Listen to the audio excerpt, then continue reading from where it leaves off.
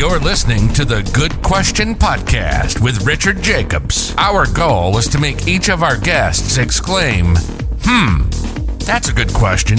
I don't know the answer.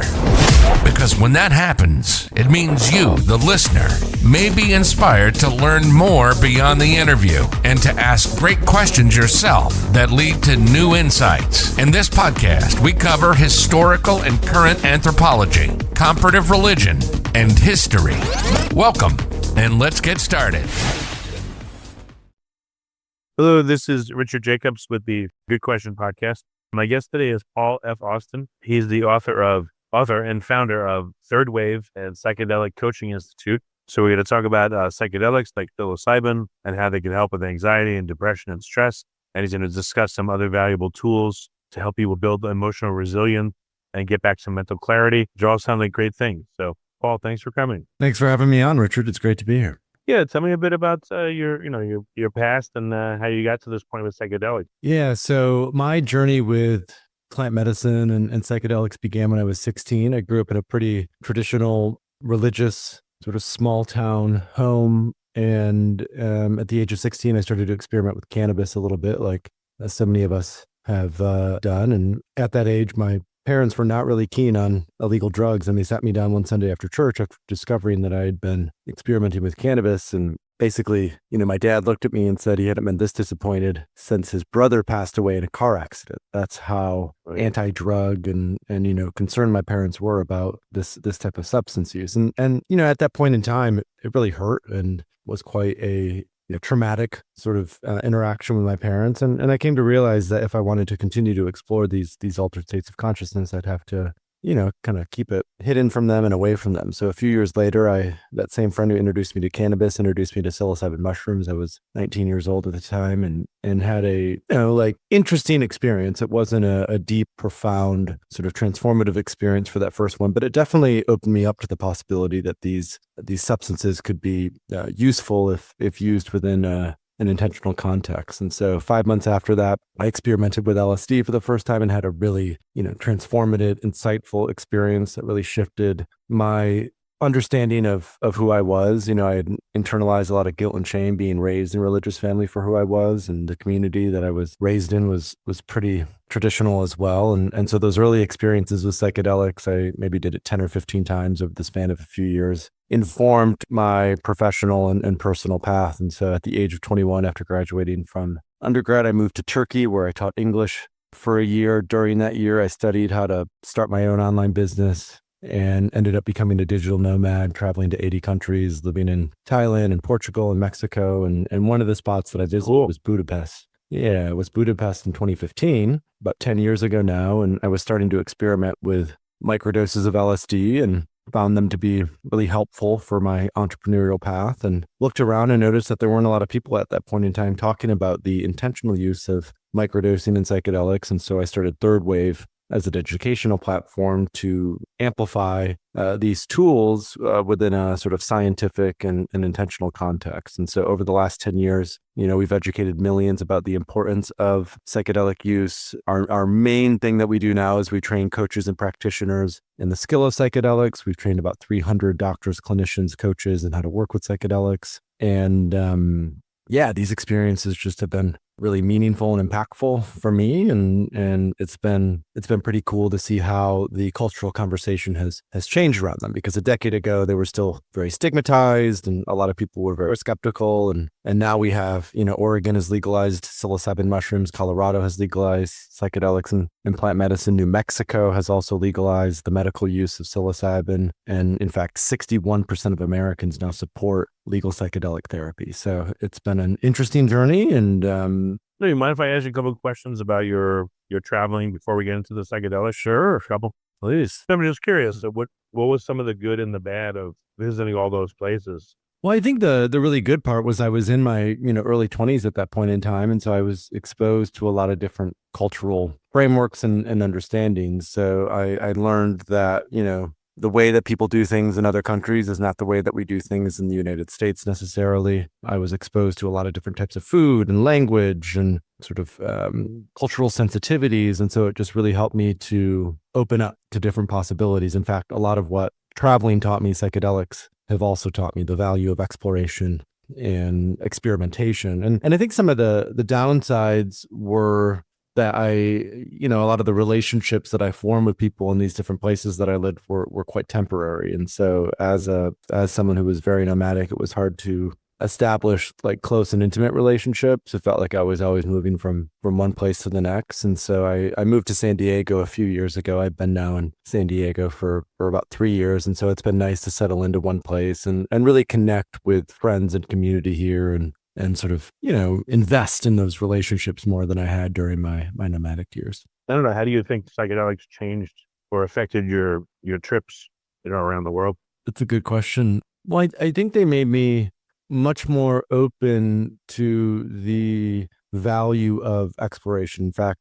the first book that I published, Mastering Microdosing, is really an in-depth look into the practice of microdosing. And the next book that I have coming out in about 10 months or so is about the value of exploration. And so when we work with psychedelics, they really open the mind and help with greater connectivity between both hemispheres of the brain. And I find that psychedelics help us to be more courageous. And I think when traveling from place to place and exploring different cultures and meeting new people all the time, there really is a value in going outside of our comfort zone and having the courage to try new things and connect with new people. And so I think the work that I did with psychedelics really gave me the courage that I needed to live a more unconventional lifestyle, because, a lot of my friends in college went off and they got normal jobs and, or went to grad school and started making, good income and supporting themselves. And, I delayed that process because I really believed in the value of experience over just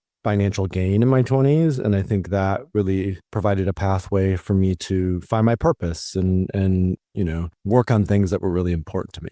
What was the most alien experience you've had?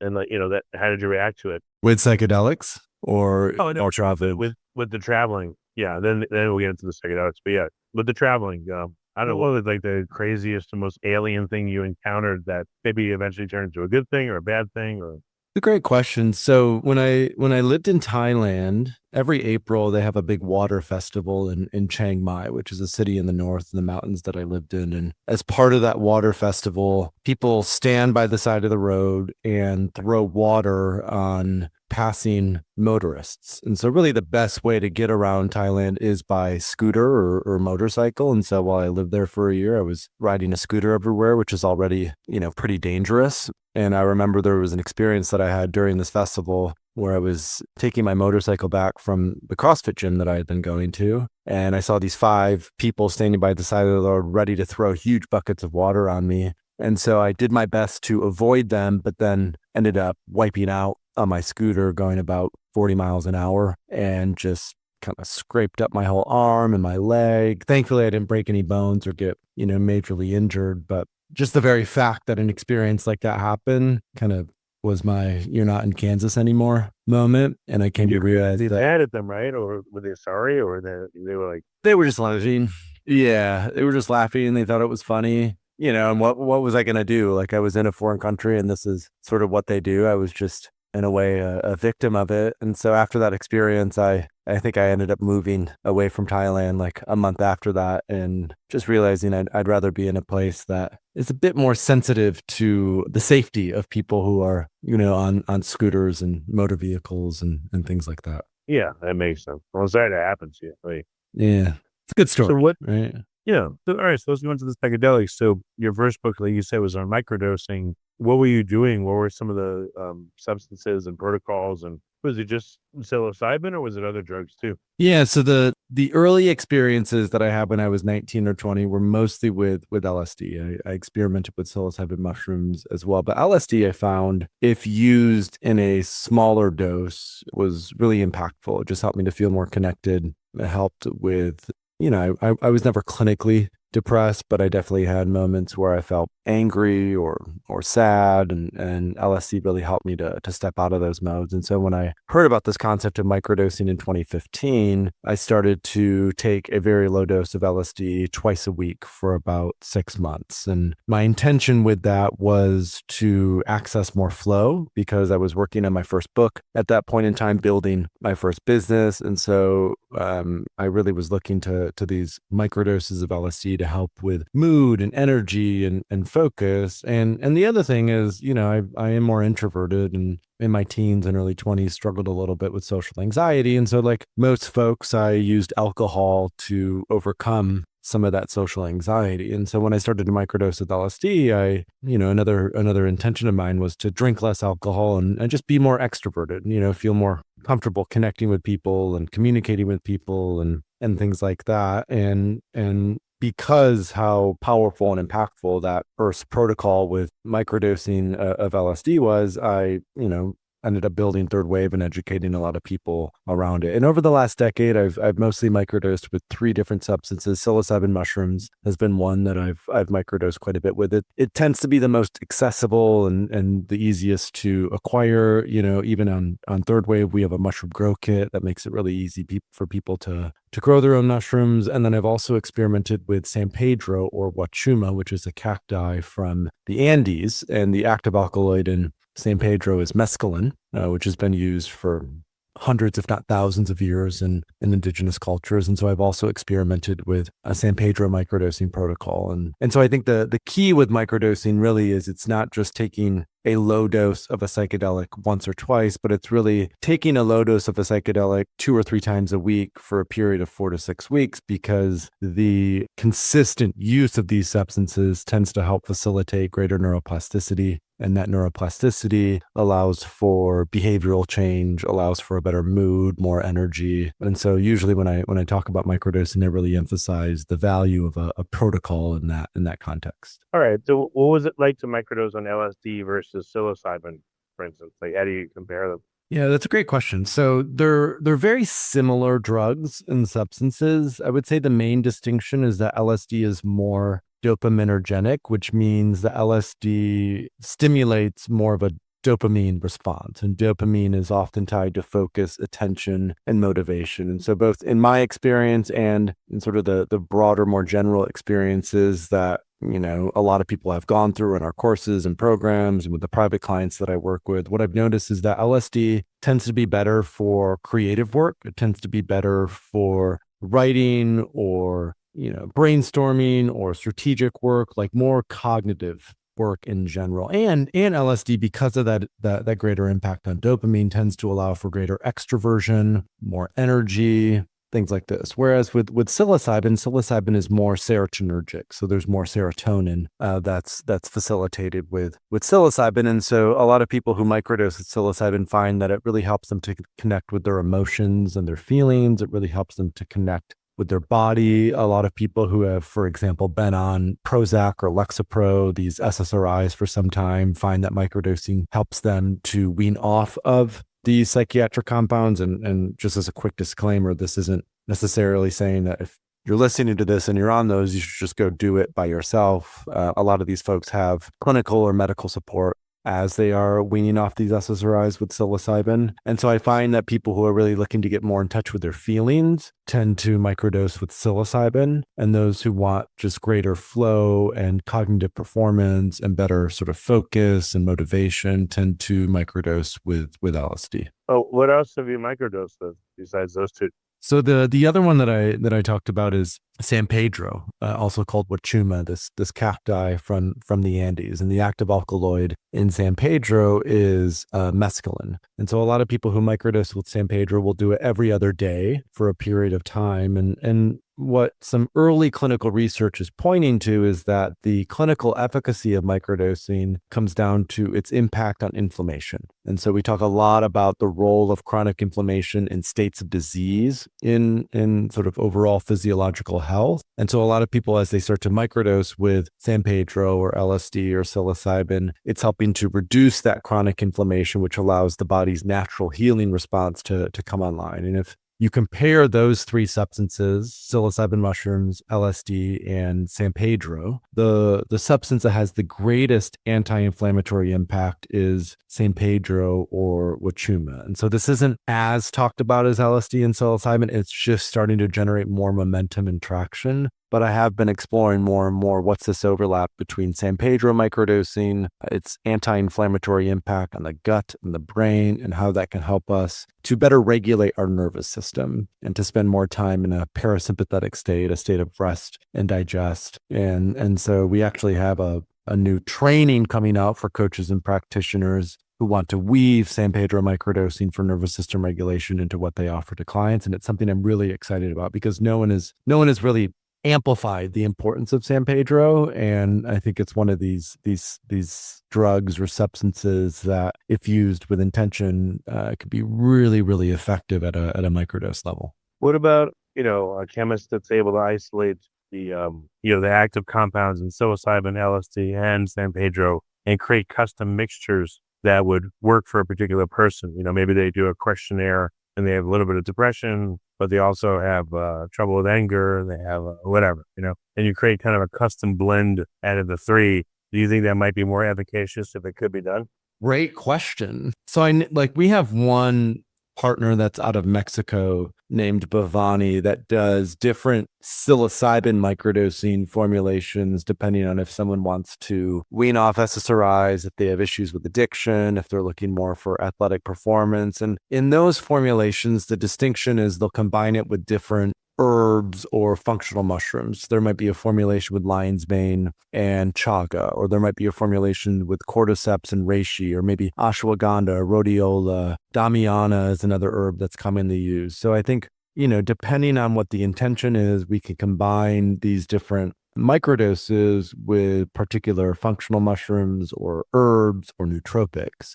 I do know some people who have combined LSD and San Pedro, and they utilize that to wean off ADHD medications like Ritalin and Adderall. And then I also know other people who do protocols where it's like one day they'll do LSD, they'll skip a day, and then they'll do mushrooms, and they'll skip a day and they'll do LSD, and they'll sort of go back and forth. But I think the idea of integrating all three, no one has done before, and it kind of makes me curious. Like, that would totally be a feasible microdose to weave in. But and like you said, depending on kind of the personalization of it, like if an assessment form is filled out and someone has a greater context about what's going on, I do think as this becomes more accessible, right? Part of the challenge is, as many of your listeners know, is most of these substances are still Schedule I substances. It's prohibitively expensive to do research. And so I think as they become descheduled and more legal and accessible, we can start to do a lot more research on them. But I think the greatest sort of obstacle right now to understanding really how these drugs interact with the brain and the body is the fact that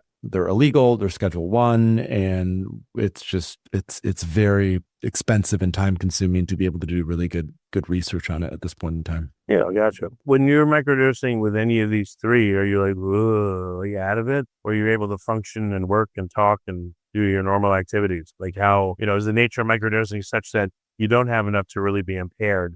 Right. And so the sort of definition of microdosing, as I've landed on it, is it's a sub-intoxicating dose of a psychedelic. And that means that you're taking a dosage amount that is not going to dramatically change your state of being. So a lot of people, when they microdose, they notice, oh, I have a little bit more energy today. My mood's a little bit better. I'm a little bit more, a lot of folks will notice their sense of smell or their sense of taste or their sense of touch is a little bit more sensitive as well. But what I often tell folks is if you really feel it, if it's really changing your state of being, that's no longer a microdose. And I think that's important to emphasize that a true microdose is about 1/10 of a full dose. And so for LSD, that's about 10 micrograms. For psilocybin, that's about 100 milligrams of psilocybin mushrooms. And for San Pedro, that's about 1 gram of the powder of San Pedro. And there's nothing wrong with doing higher doses. I know some folks who will intentionally go a little bit higher, for example, as part of a therapeutic session because it opens up the ability to feel a little bit more and get in touch with their emotions. But if someone is looking to weave in microdosing for performance or just on a day-to-day basis, and they don't want to have to dramatically change what they are doing that day, I really encourage folks to start low and go slow, because you can always take more. You can't necessarily take less. And I've heard too many stories of people who think what they're taking is a microdose, and it ends up being way more than a microdose. And then they just can't, like basically handle themselves for the day. They need to go to the park or, go for a walk or just kind of meditate and lay down. And so I think if someone is really interested in microdosing, it's key to just start at a very low dose, notice how it feels, and then from that point, decide that you're going to slightly increase if that feels basically aligned and right for you. Well, out of the three, is it pretty easy if you're titrating it out yourself to make a microdose? Like, which one of them seems to be the most difficult, or which one gives you still the most, let's say, impairment or effect, even with a microdose?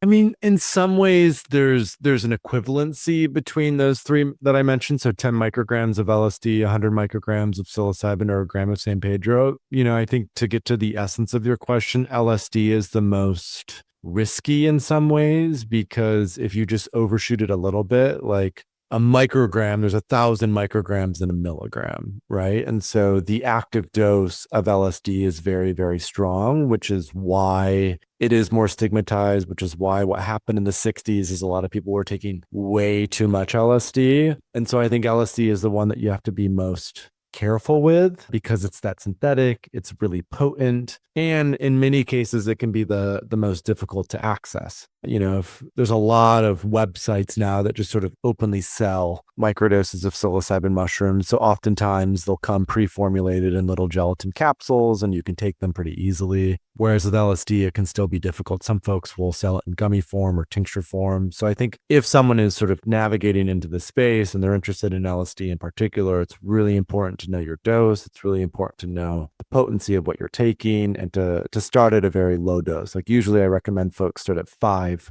micrograms of LSD, notice how that feels, then maybe go to 7.5, then maybe go to 10, because it's really easy to overshoot with something like LSD. Okay. So microdosing, I mean, what do people tell you that they experience? Like, what are some of the comments that, tell me what you've experienced. And then you told me before, but it sounded like kind of an amalgamation of what everyone might experience. Like, what are some individual interesting experiences you've heard?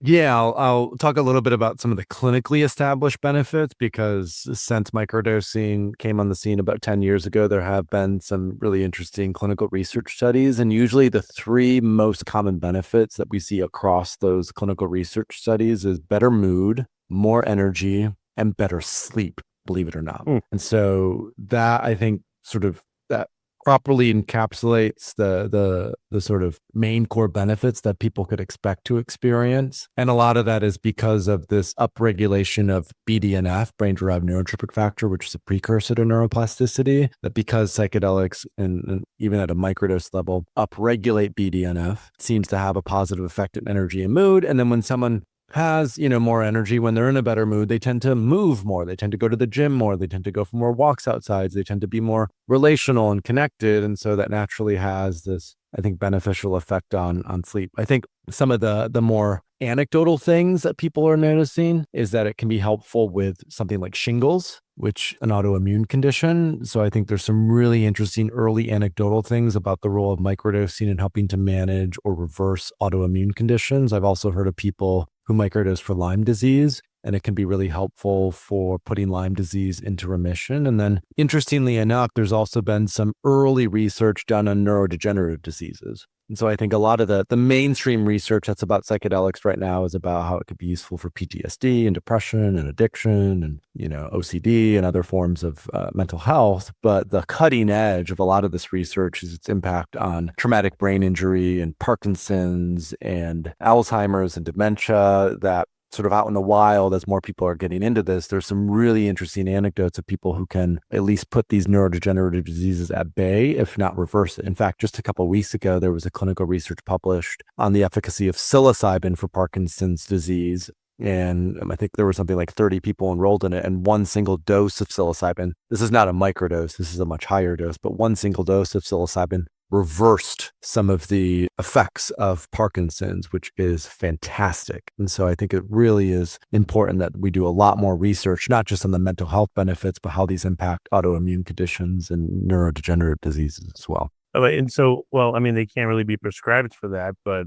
so what are the reasons people come to you and ask you about microdosing? Like the people that buy your book, like what are they looking to achieve? Just more emotional stability or feeling better? I would think that, these clinical problems people have or these, medical conditions, those folks, I don't know, they're being pushed on by traditional medicine to do this and that protocol. I guess the people that are at the end of their rope are more likely to seek out, unfortunately it's so late in the game, but they're more likely to seek out these things, right? Microdosing and these substances to help them.